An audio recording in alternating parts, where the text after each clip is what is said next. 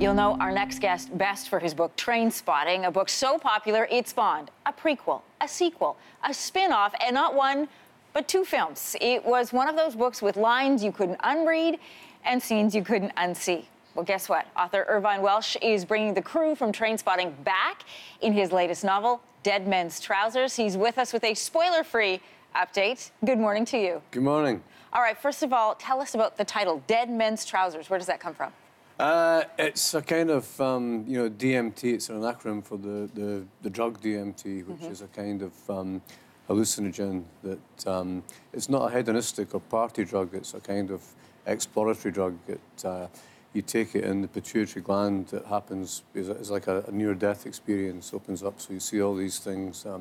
You get escorted around by these little gnomes, and so the characters take it in the book, and it's yeah. So I just thought it sounds a good, Dead Men's Trousers sounds a good title for a book. It's a fantastic title, and these characters, again, revisiting them, colorful language, to put it nicely. What is it like to write and to revisit those voices again? These are characters people know so well.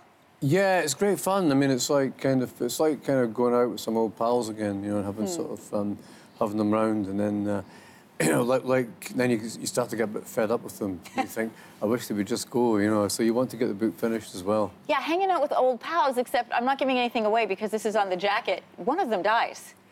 Yeah, I mean, the surprising thing is there should be more of them dead, So I had to kind of keep it real. I didn't necessarily. You didn't like to kill off characters, but I wanted to kind of, I wanted to have some sort of sense of reality. There's no way that all these guys would still be alive, basically. Living the lifestyles that they did. Who's the most challenging to write? I don't know. I think the ones that are the most challenging to write are the ones that haven't changed so much. I mean, I found Begbie really fun to write because I've changed him quite a bit. He's, rebooted that character. The ones that are pretty static, like Spud, is quite a difficult character to write because he's making the same mistakes over and over again. Yeah. And you have to find different set pieces and scenarios that you can continue to kind of, you continue to make them pay off. Yeah, it's, the ones that don't change are the hardest to write. We were talking in the commercial about the hardcore fans of this book and of this franchise is really what it's become. The F word. The F word. I thought you weren't allowed to swear here. Okay. So what do you think fans are going to think of this book? I think, well, if the UK reception's anything to go by, they're going to really love it.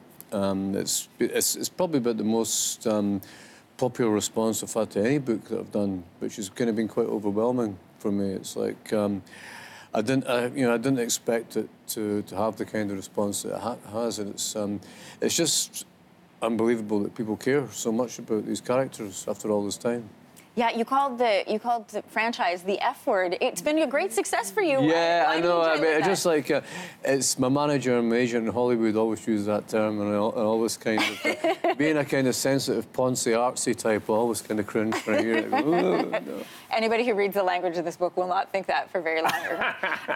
You're also writing another book, and this one I'm really interested in. It's based on this idea that you've said where fear is currency, and this is a book that you are writing and not so much researching, but reacting to mass shootings in the U.S. And part of this is because of the Las Vegas shootings.